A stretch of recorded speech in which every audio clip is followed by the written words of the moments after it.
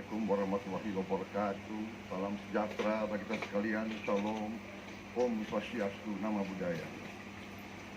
Saudara-saudara sekalian, hadirin hadirat yang saya hormati, pasangan calon nomor 1 yang saya hormati dan saya banggakan, saudara-saudara sekalian.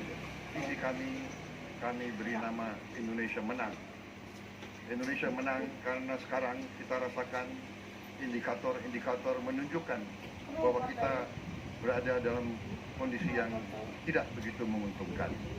Di dunia ini ada 200 negara kurang lebih, 30 disebut sangat berhasil, 30 sangat tidak berhasil dan miskin, sisanya berada di tengah-tengah. Ciri khas negara yang berhasil adalah harus swasembada pangan, bahan bakar, air bersih. Dan juga lembaga-lembaga pemerintahan harus kuat, terutama lembaga-lembaga penegak hukum. Hakim, jaksa, dan polisi harus unggul dan harus baik dan harus tidak boleh sama sekali diragukan integritasnya. Karena itu, kami dalam menghadapi masalah hukum, masalah korupsi, masalah HAM, dan masalah terorisme, kami ingin menyelesaikan dari muara masalah. Muara masalah menurut kami adalah kita harus cukup uang untuk menjamin kualitas hidup semua petugas yang punya wewenang mengambil keputusan, sehingga dia tidak bisa dikorupsi, dia tidak bisa tergoda oleh godaan-godaan koruptor atau yang akan menyogok dan akan mempengaruhi dia. Ini strategi kami. Kita bisa mengatasinya secara represif, tapi menurut kami masalahnya harus berakar dari akar masalah. Kita harus gaji hakim kita begitu hebat sehingga dia tidak akan terpengaruh. Demikian jaksa, demikian polisi. Untuk itu kita harus menguasai sumber-sumber ekonomi bangsa Indonesia. Itu saya kira strategi utama kita. Kita yakin dengan lembaga-lembaga yang bersih, yang kuat, kita bisa menegakkan kepastian hukum. Hukum untuk semua, bukan hukum untuk orang-orang kuat atau orang-orang kaya saja. Saya kira itu tekad kami, keadilan hukum yang tidak tebang pilih, tidak tajam ke bawah tapi tumpul ke atas. Hukum yang menghadirkan kepastian sehingga bisa membuka peluang ekonomi, menciptakan lapangan kerja. Juga kita pastikan hukum tersebut menghadirkan rasa keadilan bagi masyarakat. Banyak masyarakat yang masih mengeluh. Itu PR kita, dan bersama Prabowo Sandi, insya Allah kita tegakkan hukum, kita pastikan tidak ada korupsi lagi. Waktunya Kita habis. pastikan Indonesia jaya. Waktunya habis Pak Sandiaga. akan memberdayakan Badan Pembinaan Hukum Nasional. Kami akan perkuat dengan pakar-pakar hukum yang terbaik untuk melakukan sinkronisasi, penyelarasan sehingga undang-undang, peraturan-peraturan di pusat tidak bertabrakan dengan peraturan di daerah. Ini sulit, ini pekerjaan besar, tapi harus kita lakukan supaya ada kepastian hukum, supaya semuanya tahu sistem hukum di Indonesia dan hukum itu bekerja untuk semuanya. Partisipasi publik juga sangat penting. Kami akan melibatkan para ahli, baik dari universitas di pusat maupun di daerah. Karena banyak sekali produk-produk hukum ini juga diterbitkan oleh pemerintah daerah maupun DPRD. Jadi kami akan memastikan bahwa pekerjaan besar ini harus dipimpin oleh pemimpin utama, yaitu Presiden dan Wakil Presiden. Kami akan bertanggung jawab untuk memastikan harmonisasi dan sinkronisasi ini bisa menghadirkan kepastian hukum. Sehingga kepastian hukum itu bisa dirasakan menghadirkan keadilan, bukan hanya untuk orang kaya, tapi juga untuk seluruh lapisan masyarakat. Kami ingin juga pastikan bahwa hukum itu bisa menghadirkan satu peluang untuk berinvestasi, untuk membuka lapangan kerja. Negeri yang kaya raya ini, negeri yang luar biasa gemah ripah loh jinawi ini masih menyisakan banyak masalah. Lapangan kerja susah didapat, peluang usaha susah dilakukan oleh masyarakat karena ketidakpastian hukum. Di bawah Prabowo Sandi, hukum harus ditegakkan dan dalam waktu yang singkat harus kita sinkronkan dan ciptakan harmonisasi. Kepastian hukum akan meningkatkan investasi, lapangan kerja akan tercipta, kesejahteraan akan dirasakan oleh masyarakat. Kami berkomitmen, kepastian hukum ini akan menjadi prioritas utama di bawah Indonesia Menang. Prabowo Sandi adil makmur di 2019-2024. Waktunya habis. Sistem bernegara, seorang kepala negara disebut Chief Executive, kepala eksekutif. Berarti seorang kepala negara, presiden adalah tadi saya sebut Chief Law Enforcement Officer. Dia adalah petugas penegak hukum yang tertinggi di negara ini. Karena itu, saya akan menatar seluruh aparat penegak hukum. Saya akan instruksikan, saya akan tegaskan bahwa tidak boleh diskriminasi terhadap suku apapun, agama apapun, etnis apapun.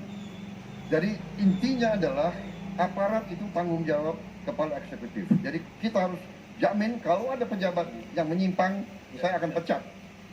Demikian. Bapak, dalam kunjungan ke 1000 titik lokasi bertemu masyarakat, saya menemukan hal-hal yang sangat membuat kita miris. Bahwa ada kisah Pak Najib, seorang nelayan di pantai Pasir Putih Cilamaya di Karawang. Beliau mengambil pasir untuk menanam di mangrove, di hutan bakau. Beliau dipersekusi, dikriminalisasi. Banyak persekusi dan kriminalisasi ini tidak terpantau dan hanya kita lihat yang besar-besar saja yang naik, sementara kasus-kasus yang berdampak kepada masyarakat, orang-orang kecil, wong cilik, tidak ditangani dengan baik. Di bawah Prabowo Sandi, hukum harus ditegakkan untuk rakyat kecil. Kita harus menghadirkan kesejahteraan kepada mereka. Jangan hukum ini dipakai untuk memukul lawan, tapi melindungi kawan. Kita pastikan hukum ini tegak lurus. Supremasi HAM harus kita pastikan hadir di Indonesia. Di bawah Prabowo Sandi, HAM akan kita tegakkan dan ini harga mati buat kita, adil makmur bersama Prabowo Sandi. Dari perkataan pertama. Zulfan Dewantara, seorang teman difabel yang kami temui adalah inspirasi Prabowo Sandi. Beliau bukan mencari lapangan kerja tapi menciptakan lapangan kerja. Beliau menjadi mentor bisnis online dan ratusan murid. Kesetaraan tadi bukan hanya kesetaraan akses infrastruktur atau akses terhadap pendidikan dan kesehatan, tapi juga akses untuk bisa maju, mendapat peluang untuk membuka lapangan pekerjaan. Prabowo Sandi berkomitmen, kita akan memastikan putra-putri terbaik bangsa yang difabel hidup untuk memenuhi potensinya. Mereka bukan menjadi beban sama sekali. Mereka tidak butuh belah kasihan. Mereka membutuhkan kesetaraan. Memastikan agar mereka bisa mendapatkan peluang lapangan pekerjaan, peluang untuk hidup yang lebih baik, dan peluang untuk menjadikan keluarga mereka menjadi keluarga yang sejahtera. Terima kasih. Para paslon perlu saya ingatkan, yang diberi tanggapan adalah dari paslon lainnya. Saya lanjut pada paslon 01, tolong ditanggapi yang dikatakan oleh paslon 02. Waktunya adalah 1 menit dari sekarang. Silakan Pak. Ya, saya kira contoh-contoh seperti yang disampaikan Pak Sandi tadi banyak sekali. Tidak hanya di satu bidang, tapi banyak bidang kaum disabilitas itu betul-betul sekarang bisa setara. Artinya kita sangat menghargai semua prestasi yang telah mereka kerjakan dan juga hasil-hasil karya yang telah mereka kerjakan. Saya kira tadi apa yang disampaikan oleh Pak Sandi mirip-mirip yang sudah saya sampaikan tadi. Cukup. Waktunya masih ada, mau dimanfaatkan paslon 01? Iya, saya kira yang penting lagi membangun budaya masyarakat untuk memberikan penghormatan kepada kelompok disabilitas, menyamakan perlakuannya baik disabilitas maupun non-disabilitas. Nabi sendiri pernah ditegur oleh Allah ketika Waktunya habis Pak Ma'ruf, waktunya habis. Kita boleh tepuk tangan. Sistem bernegara, seorang kepala negara disebut Chief Executive, kepala eksekutif. Berarti seorang kepala negara, presiden adalah tadi saya sebut Chief Law Enforcement Officer. Dia adalah petugas penegak hukum yang tertinggi di negara ini. Karena itu, saya akan menatar seluruh aparat penegak hukum. saya akan instruksikan, saya akan tegaskan bahwa tidak boleh diskriminasi terhadap suku apapun, agama apapun, etnis apapun. Jadi intinya adalah aparat itu tanggung jawab kepala eksekutif. Jadi kita harus jamin kalau ada pejabat yang menyimpang, saya akan pecat. Demikian. Bapak. Dalam kunjungan ke 1000 titik lokasi bertemu masyarakat, saya menemukan hal-hal yang sangat membuat kita miris. Bahwa ada kisah Pak Najib, seorang nelayan di pantai Pasir Putih Cilamaya di Karawang.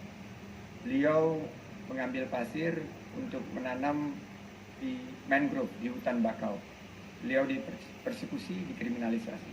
Banyak persekusi dan kriminalisasi ini tidak terpantau dan hanya kita lihat yang besar-besar saja yang naik, sementara kasus-kasus yang berdampak kepada masyarakat, orang-orang kecil, wong cilik, tidak ditangani dengan baik. Di bawah Prabowo Sandi, hukum harus ditegakkan untuk rakyat kecil. Kita harus menghadirkan kesejahteraan kepada mereka. Jangan hukum ini dipakai untuk memukul lawan, tapi melindungi kawan. Kita pastikan hukum ini tegak lurus. Supremasi HAM harus kita pastikan hadir di Indonesia. Di bawah Prabowo Sandi, HAM akan kita tegakkan dan ini harga mati buat kita, adil makmur bersama Prabowo Sandi. Dulvan Dewantara, seorang teman difabel yang kami temui adalah inspirasi Prabowo Sandi. Beliau bukan mencari lapangan kerja tapi menciptakan lapangan kerja. Beliau menjadi mentor bisnis online dan ratusan murid. Kesetaraan tadi bukan hanya kesetaraan akses infrastruktur atau akses terhadap pendidikan dan kesehatan, tapi juga akses untuk bisa maju, mendapat peluang untuk membuka lapangan pekerjaan. Prabowo Sandi berkomitmen, kita akan memastikan putra-putri terbaik bangsa yang difabel hidup untuk memenuhi potensinya. Mereka bukan menjadi beban sama sekali. Mereka tidak butuh belah kasihan. Mereka membutuhkan kesetaraan. Memastikan agar mereka bisa mendapatkan peluang lapangan pekerjaan, peluang untuk hidup yang lebih baik, dan peluang untuk menjadikan keluarga mereka menjadi keluarga yang sejahtera. Terima kasih. Para paslon perlu saya ingatkan, yang diberi tanggapan adalah dari paslon lainnya. Saya lanjut kepada paslon 01, tolong ditanggapi yang dikatakan oleh paslon 02. Waktunya adalah 1 menit dari sekarang. Silakan Pak. Ya, saya kira contoh-contoh seperti yang disampaikan Pak Sandi tadi banyak sekali. Tidak hanya di satu bidang, tapi banyak bidang kaum disabilitas itu betul-betul sekarang bisa setara. Artinya kita sangat menghargai semua prestasi yang telah mereka kerjakan dan juga hasil-hasil karya yang telah mereka kerjakan. Saya kira tadi apa yang disampaikan oleh Pak Sandi mirip-mirip yang sudah saya sampaikan tadi. Cukup. Waktunya masih ada, mau dimanfaatkan paslon 01? Iya, saya kira yang penting lagi membangun budaya masyarakat untuk memberikan penghormatan kepada kelompok disabilitas, menyamakan perlakuannya baik disabilitas maupun non-disabilitas. Nabi sendiri pernah ditegur oleh Allah ketika Waktunya habis Pak Ma'ruf, waktunya habis. Kita boleh tepuk tangan. Kan satu kali. Kepastian hukum sangat penting bagi warga, pelaku usaha dan jalannya pemerintahan. Namun ternyata banyak peraturan perundang-undangan yang tumpang tindih serta tidak harmonisnya peraturan di tingkat pusat serta daerah. Apa strategi Anda untuk menyelesaikan masalah tersebut? Akan dimulai ketika Anda menjawab. Waktunya adalah 2 menit. Silakan.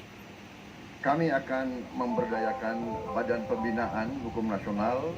Kami akan perkuat dengan pakar-pakar hukum yang terbaik untuk melakukan sinkronisasi, penyelarasan sehingga undang-undang, peraturan-peraturan di pusat tidak bertabrakan dengan peraturan di daerah. Ini sulit, ini pekerjaan besar, tapi harus kita lakukan supaya ada kepastian hukum, supaya semuanya tahu sistem hukum di Indonesia dan hukum itu bekerja untuk semuanya.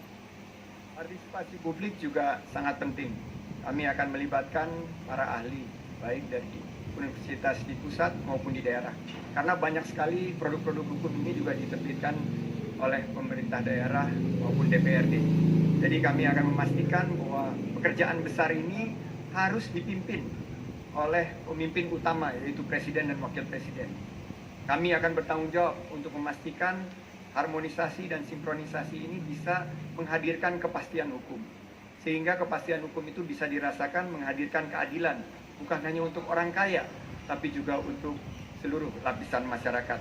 Kami ingin juga pastikan bahwa hukum itu bisa menghadirkan satu peluang untuk berinvestasi, untuk membuka lapangan kerja. Negeri yang kaya raya ini, negeri yang luar biasa gemah ripah loh jinawi ini masih menyisakan banyak masalah. Lapangan kerja susah didapat, peluang usaha susah dilakukan oleh masyarakat karena ketidakpastian hukum. Di bawah Prabowo Sandi, hukum harus ditegakkan dan dalam waktu yang singkat harus kita sinkronkan dan ciptakan harmonisasi. Kepastian hukum akan meningkatkan investasi, lapangan kerja akan tercipta, kesejahteraan akan dirasakan oleh masyarakat.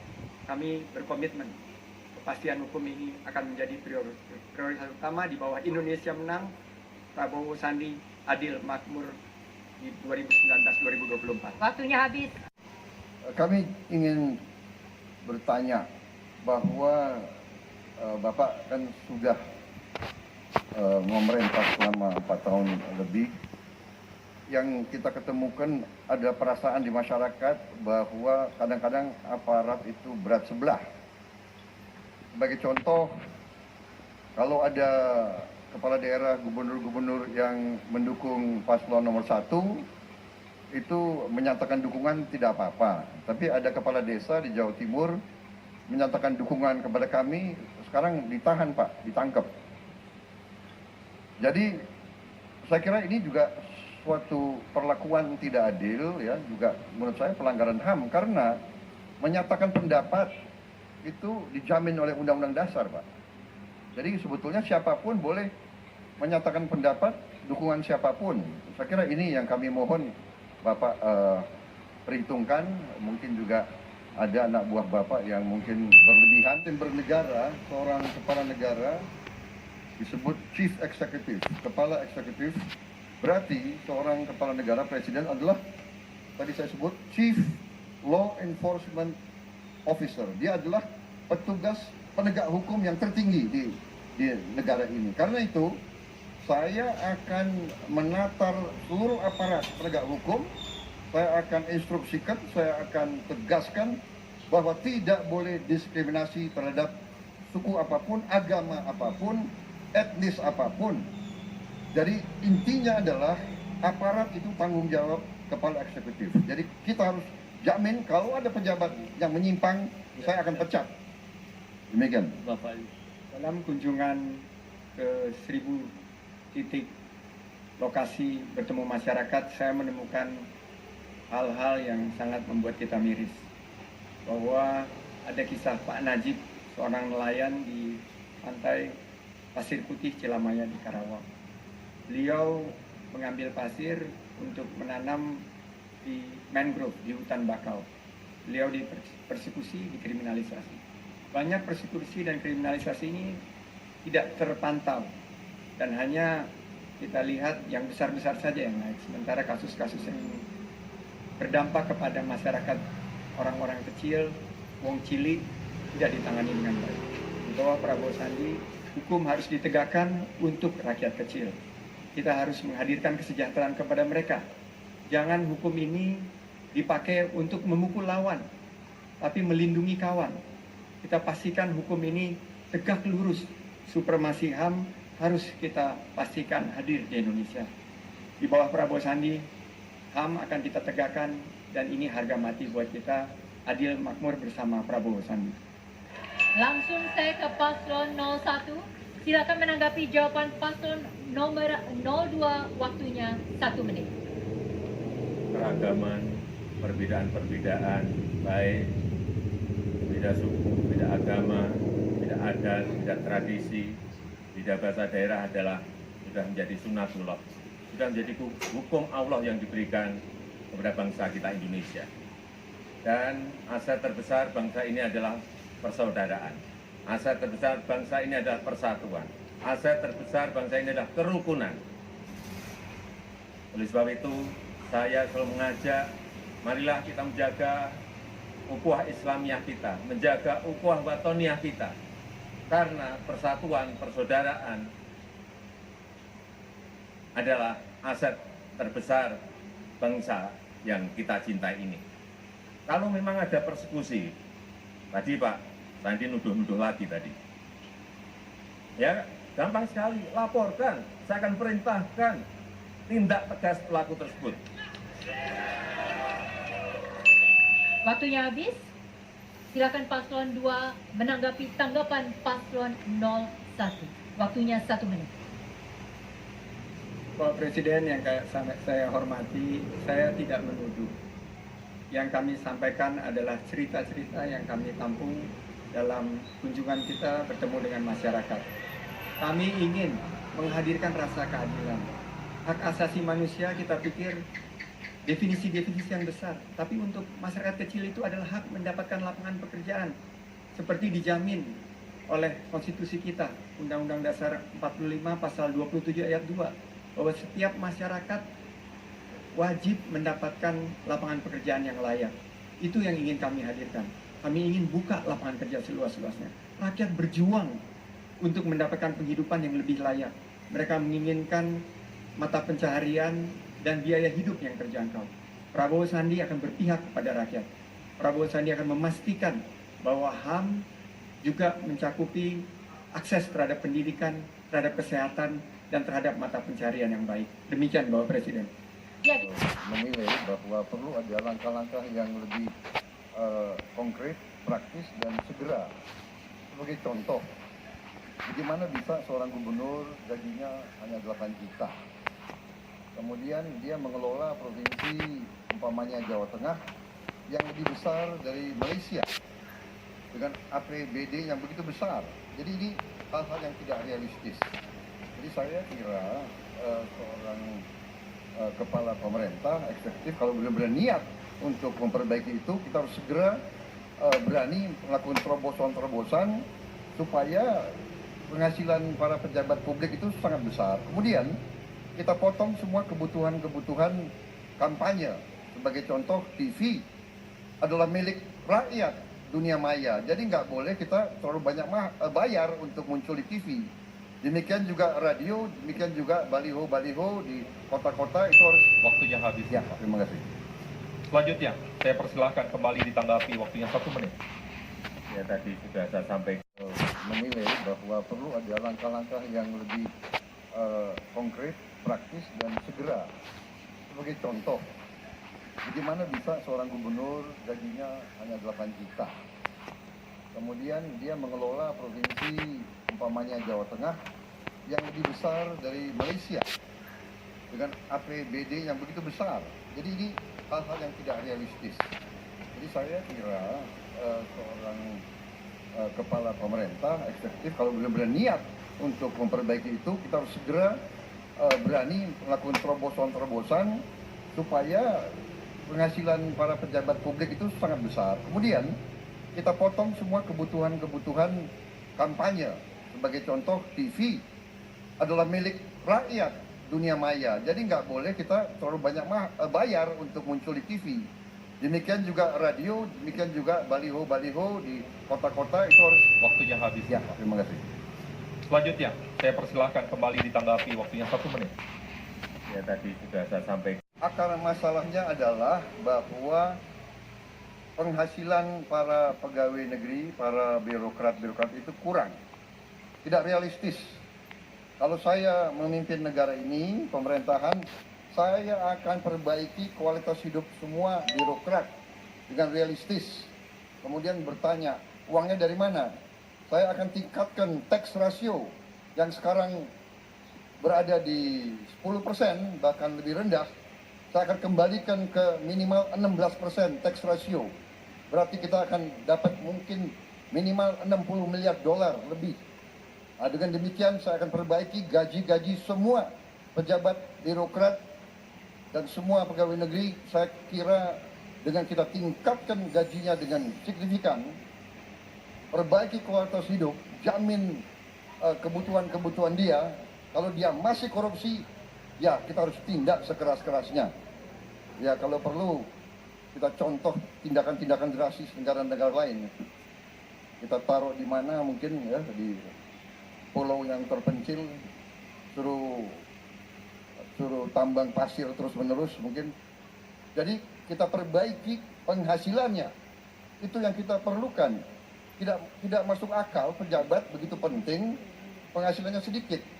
Tetapi sesudah itu kita awasi dengan ketat, dengan segala senjata, instrumen, perangkat yang kita miliki. Inspektorat, pengawas-pengawas, tadi saya sebut kejaksaan, polisi, KPK. Kami akan perkuat KPK. Kami akan bikin KPK di daerah-daerah, di provinsi-provinsi. Kami akan tambah anggaran KPK. KPK harus menjadi penegak anti korupsi di Republik Indonesia ini. Masih ada waktunya. Benahi pencatatan aset negara. Penting. Akar masalahnya adalah bahwa penghasilan para pegawai negeri, para birokrat-birokrat itu kurang. Tidak realistis. Kalau saya memimpin negara ini, pemerintahan, saya akan perbaiki kualitas hidup semua birokrat dengan realistis. Kemudian bertanya, uangnya dari mana? Saya akan tingkatkan tax ratio yang sekarang berada di 10%, bahkan lebih rendah. Saya akan kembalikan ke minimal 16% tax ratio. Berarti kita akan dapat mungkin minimal 60 miliar dolar lebih. Dengan demikian saya akan perbaiki gaji-gaji semua pejabat birokrat dan semua pegawai negeri. Saya kira dengan kita tingkatkan gajinya dengan signifikan, perbaiki kualitas hidup, jamin kebutuhan-kebutuhan dia. Kalau dia masih korupsi, ya kita harus tindak sekeras-kerasnya. Ya kalau perlu kita contoh tindakan-tindakan drastis negara-negara lain. Kita taruh di mana mungkin ya, di pulau yang terpencil, suruh tambang pasir terus-menerus mungkin. Jadi kita perbaiki penghasilannya. Itu yang kita perlukan. Tidak masuk akal pejabat begitu penting, penghasilannya sedikit. Tetapi sesudah itu kita awasi dengan ketat, dengan segala senjata, instrumen, perangkat yang kita miliki. Inspektorat, pengawas-pengawas, tadi saya sebut kejaksaan, polisi, KPK. Kami akan perkuat KPK. Kami akan bikin KPK di daerah-daerah, di provinsi-provinsi. Kami akan tambah anggaran KPK. KPK harus menjadi penegak anti korupsi di Republik Indonesia ini. Masih ada waktunya. Benahi pencatatan aset negara. Penting. Selanjutnya, Saya kira terus masalahnya yang saya lihat, saya pelajari dari kasus banyak negara adalah tadi walaupun ada tunjangan, ada macam-macam yang disebut untuk kinerja, tapi tetap ada ketakutan para birokrat akan masa depan mereka. Jadi disitulah terjadi sikap ragu-ragu dan sikap tidak kuat mendapat godaan tawaran-tawaran dari swasta untuk bertindak di luar kepentingan rakyat, kepentingan umum. Ya, dengan membenahi pencatatan aset negara, saya pengalaman waktu di DKI bahwa kita bisa mendapatkan predikat wajar tanpa pengecualian. Itu digunakan dengan memotivasi para ASN menggunakan teknologi informasi. Kalau kita sudah tahu aset kita, mungkin akan lebih sulit untuk dikorupsi ke depan. waktunya habis. Jadi waktu saya masih muda, saya spesialisasinya adalah di bidang anti teror. Saya yang bentuk bersama dengan Pak Luhut Panjaitan pasukan anti teror yang pertama. Jadi saya mengerti, saya paham. Masalahnya adalah karena pengalaman saya itu, saya mengetahui bahwa seringkali terorisme ini adalah dikirim dari negara lain dan sering juga dibuat nyamar seolah teroris itu dari orang Islam, padahal itu sebetulnya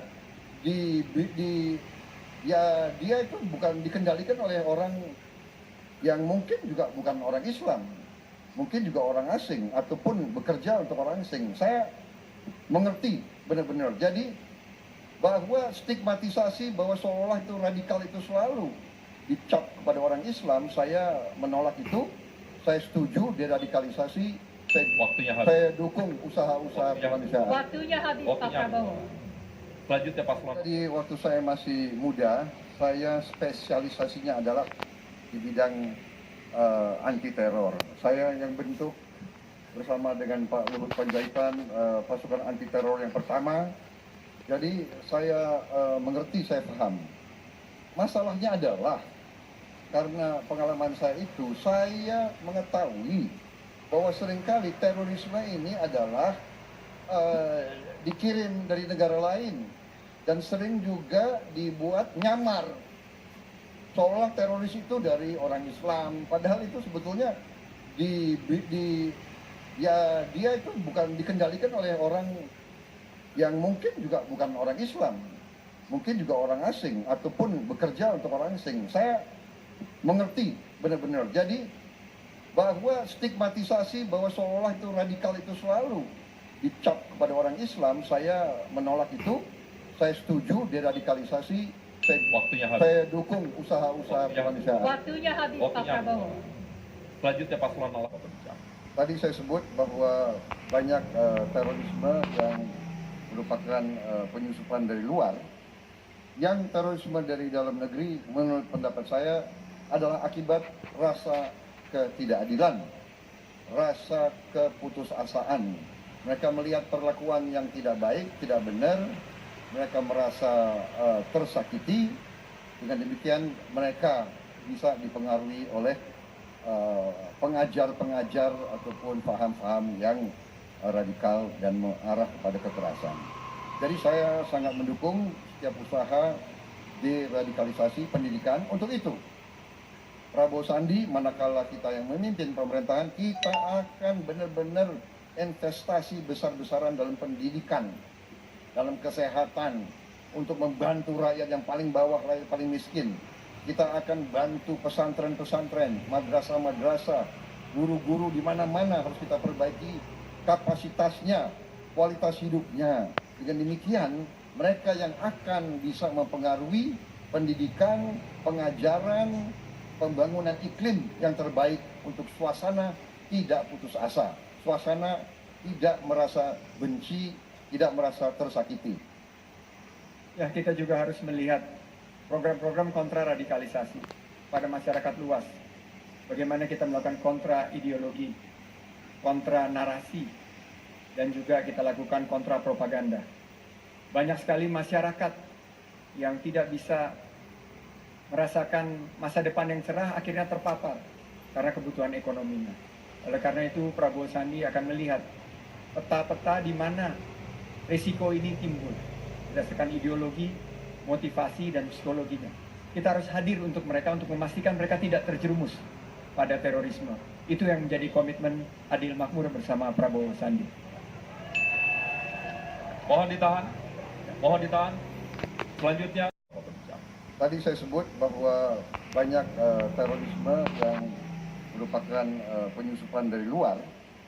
Yang terorisme dari dalam negeri menurut pendapat saya adalah akibat rasa ketidakadilan, rasa keputusasaan.